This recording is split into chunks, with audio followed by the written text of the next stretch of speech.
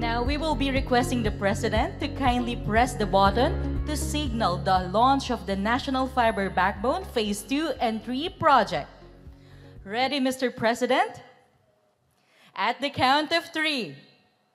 1, 2, and 3! Pagbuo na ang National Fiber Backbone, maaari pang mabawasan ang gastos ng mga telco at internet provider dahil may sarili na tayong infrastruktura.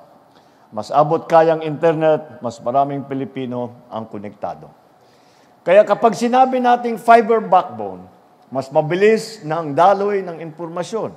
Mas maaga ninyong malalaman kung may bagyong paparating o kung may job opening sa iba't ibang bayan. Mas madali ninyo makakausap ang inyong mga mahal sa buhay.